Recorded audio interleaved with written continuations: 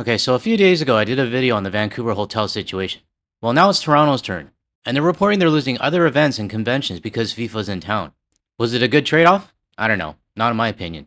But people who did want to go to Vancouver and Toronto, they're being priced out right now.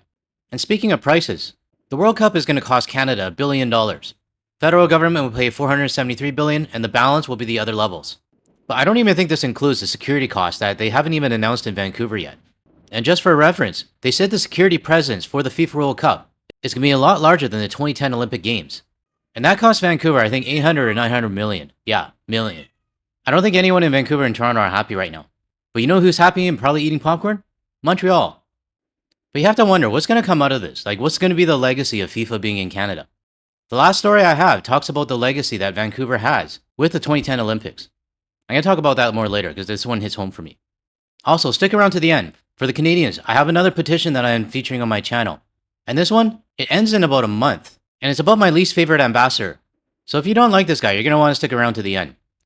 Alright, let's get started with the first report out of Toronto. Questions remain over what the economic impact of hosting the world will be when 6 World Cup games are played here in Toronto. CTV's Raheem Ladani has more on what the hotel industry is seeing as we get closer to kickoff. One of the biggest question marks ahead of this World Cup is what will be the true economic benefit. FIFA estimates it's north of $900 million for the Greater Toronto Area. But when you factor in hotel vacancies and other events taking place, experts say that number is almost impossible to calculate. It's near impossible because unless you're going to stop every tourist coming into town and say, did you come to Toronto because of the World Cup? Hey, it's our good friend of the channel, Wayne Smith again. He's everywhere on the media. He told us in the Discord server that he did like 1,000 media appearances last year. So I am thankful when he's able to spend time with me on my channel. But he did bring up a good point. There are going to be tourists coming to Canada, well specifically Vancouver and Toronto, that are not coming over for the FIFA World Cup. They're going to bring in money, they're going to help our economy, but their purpose for visiting was not the FIFA World Cup. I'm just waiting for our tourism officials and government officials and probably the mayor of Vancouver to say there were plenty of people coming in, and the FIFA World Cup was a success. Basically taking credit for tourists that are in Vancouver and Toronto, not for the FIFA World Cup. Summer events like Pride Festival and the Blue Jays already attract thousands of visitors to Toronto in June and July. Whereas in 2024, Taylor Swift's sold-out concerts were so beneficial to the economy, according to experts, because they happened in November. They predict the direct tourism gain from the World Cup will be incremental and instead a long-term marketing play. All these different events are going to compound over time, and you're going to get more tourism, which is going to lead to more economic development because people want to see when a city's good to live in and has good quality of life. Meanwhile, demand for hotels are up compared to last year, but significantly less than 30% after FIFA canceled thousands of hotel reservations in Toronto. We're losing on meetings and conventions that aren't coming to the city because of FIFA. But I think, we will be cautiously optimistic that June will be a decent month for the hotel community. Now, in my last video when I was talking about Vancouver, I did mention that this whole FIFA World Cup, it is pushing out the regular tourists that wanted to visit my city. I totally forgot about the events and convention crowd. In my opinion, Vancouver and Toronto, they basically told the loyal tourists and convention people, sorry, we're putting you aside, because we're bringing in this grand event called FIFA World Cup. Now, I'm not a tourism expert when it comes to hotels, but I do understand supply and demand. But these hotels better start lowering their prices pretty soon, and advertising it as just coming to Toronto and coming to Vancouver. Nothing to do with the FIFA World Cup. Because the closer that we get to it, which is only a few weeks away, international tourists are not going to come in during the mess of the FIFA World Cup. Toronto hotels still rank among the most affordable. Vancouver is the most expensive. Fans are paying an average $922 a night for a 3-star hotel room. That's nearly double the cost of staying in the next most expensive cities, Seattle and New York. In Toronto, an average room is just shy of $300 a night. Seriously, what the hell is wrong with you, Vancouver? $922 a night? Now, I know prices have gone down quite a bit right now. I showed in my last video that some of the hotels are at $399 now. But I did give an example a few videos ago, probably a couple weeks ago, where one hotel in Vancouver, it's a 3-star hotel, maybe 2-star hotel, was listing a room for game day for $1,000 a night.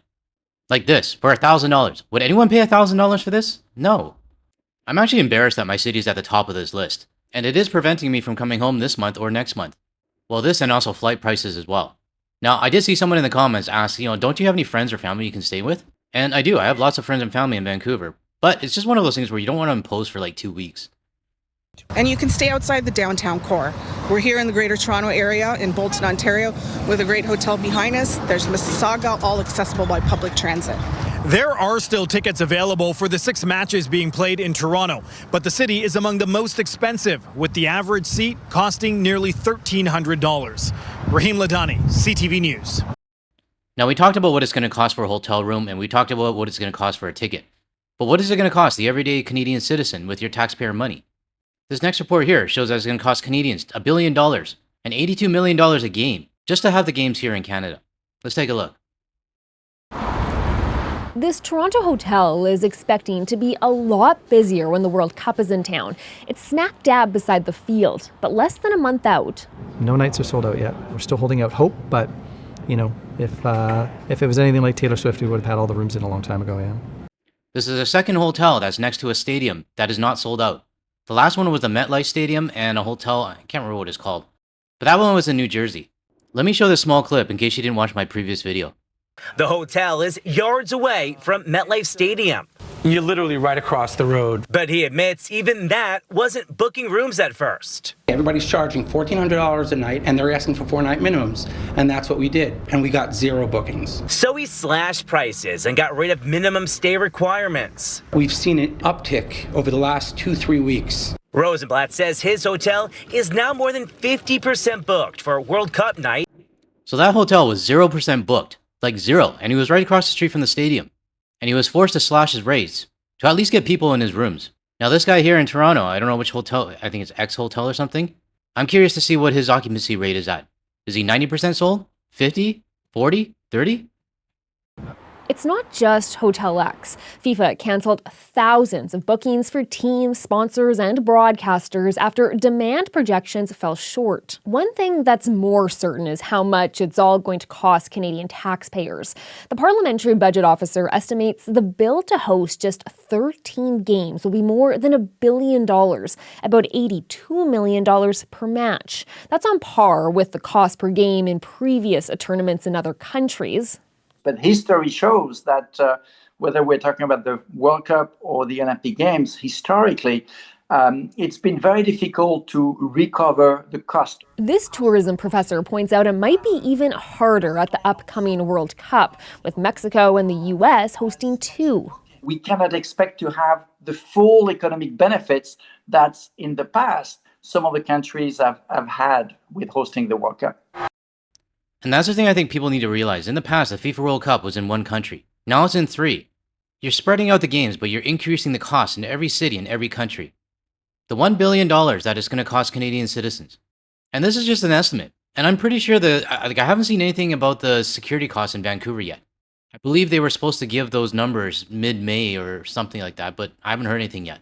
But I can guarantee that $1 billion that we're seeing right now, 473 being handled by the federal government, and the remainder by the other levels of government, those numbers are going to go up. Now, I'm going to skip the rest of this report and move on to the next one, because they kind of overlap, and this next report has more details when they're comparing it to the 2010 Olympics. So let's get started on this next report. Hey, stop biting that. Stop. Sorry about that. That's a co-host. All right, let's get started on the next report.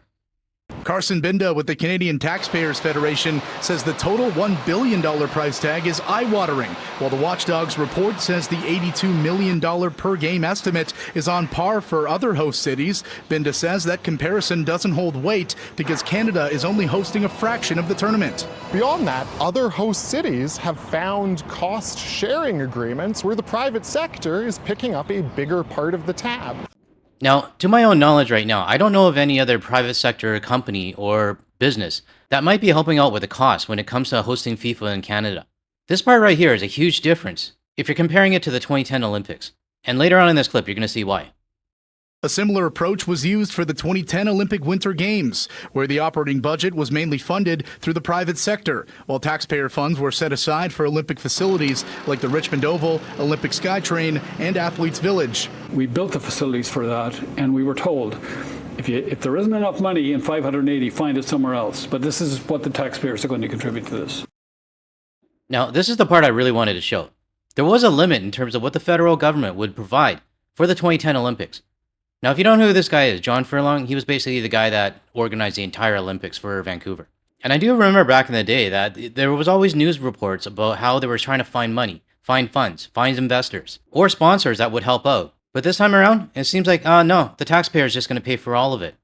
The 2010 Olympics, there was a lot of controversy around it, and there still is. But there were lasting legacies and infrastructure that we still use to this day. Everything was utilized. And I'm going to go over some of that later in the video. My question is, what is going to be the lasting legacy out of this FIFA World Cup? John Furlong, the CEO of the 2010 Vancouver Olympic Committee, says the price tag for FIFA is steep, but the payoff could be there.